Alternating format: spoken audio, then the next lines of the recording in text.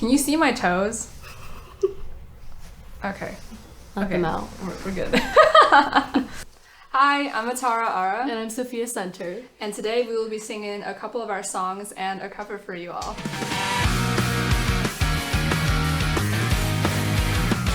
So, little Q&A. Yes. We're both touring this summer. Yes. You have your, what's the name of your tour? The Cycle Tour. Cycles Tour. Yes. And then for me, it's Summer Streak. And we're both on tour. And we're playing some of the same places. We're both playing the Mint, I think. Yes, we're both playing the Mint. Yeah. So, I guess let's start with a couple basics. Like, how long have you been, like, seriously writing and pursuing music and such? And I guess we can just start with that. I mean, I think I always was writing songs when I was younger, but the first time I, like, consciously, like, decided to sit down at a piano and be like, I'm gonna write a song right now, was, like, when I was 10, I think. 10? Yeah. Oh my god. And, it was, like, the most, like, angsty, like, preteen, like, just be you. It was so... You ever listen to, like, your early songs? It's so bad. It's so bad. And I have everything. Like, the history is long. When you start writing songs at, like, 3 years old, you start... Dude. I have some embarrassing things on my phone. But, and then in 2020, that's when I was, like, so bored that I was like, I'm gonna try producing something. Oh. I actually produced one of my own songs. I never put it out. I don't think it ever so you will did be out. produce for a bit. I did, but I didn't never... It was... You know, it was a first production for sure. But it was really fun. I was like, oh, this is kind of cool. Like, I kind of want to put something out. Like, this inspired me to put something out. So I reached out to somebody I knew who produced. And I was like, hey, would you maybe want to try this out? And then that was, like, my first time doing that. And then 2020 was still, like, this is kind of funsy. Like, you know, COVID boredom. And then 2022, I was like, I'm going to actually, like, try this out. And whatever. But what about you? What was your start for... I actually started kind of late compared to you.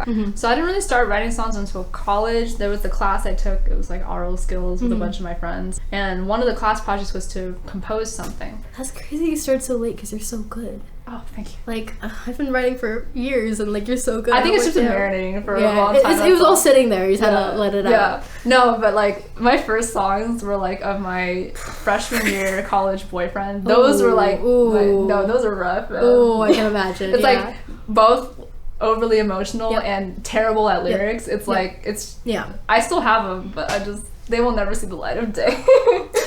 So for 3 a.m., what, like, kind of intrigued me, I don't know how much you've listened into the words for that song. Oh, I've listened. Oh, okay. I'm your biggest fan. Oh.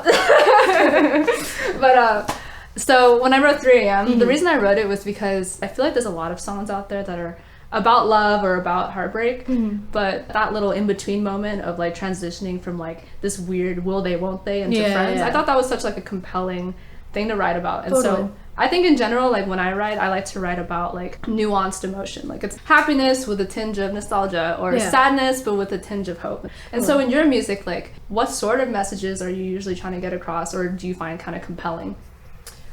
A lot of my songs are about stories, like, I imagine, not, like, necessarily personal experiences. Oh, interesting. Actually, a lot of them, which is really funny because people think I've, like, been through it. Like, people really think, actually, that's like, what I thought too when I really, first you probably listened. think I've gone through, like, I was like, oh my god, Sophia, you've been through so guys, much. it's all fake. And when I'm writing, I imagine it as, like, a movie scene, and so it feels like I'm, like, writing a story for characters kind of thing, which kind of go because I, like, also do film, so I think it's just, like, my how I kind of combine the two interests. So yeah. What is the strangest / most memorable experience you've had performing? Strangest most or most memorable experience you've had while performing? Okay, my first ever performance, shit show. Oh, really? It was in 6th grade, I did the Battle of the Bands, and I played an entire song with the capo on a wrong fret. And anyone who's been to one of my live shows knows that this is actually a reoccurring thing, that I just cannot get the capo right. And that's why Caden, like, my guitarist, he's always, like, making sure my capo's right. And also, like, when my friends are in the crowd, they're, like, watching my capo, because, like, and that it started from that day, and that was just, like, the strangest, like, the song sounds so bad. It was so bad. My, like, first experience full-on performing with a band was, well, one in worship band at church, but also commercial ensemble at Chapman, which is actually how we know each other. Yes. So the most memorable was the first show I had, because there's actually a song Chandler wrote, a song called Get Wrecked, It was like a kind of an Evanescence-esque kind of like really like rock song. And I wrote the vocals over it. Took a leap and was like, I'm gonna just sing this. I don't even know if I can. It was the first time I felt completely myself on stage. Yeah. I felt like this is where I'm like supposed to be. Very cool. That's awesome. That was a good time. Oh, I love commercial. Yes, so I fun. love commercial ensemble. So, we're gonna open up some questions on Instagram. I'm scared.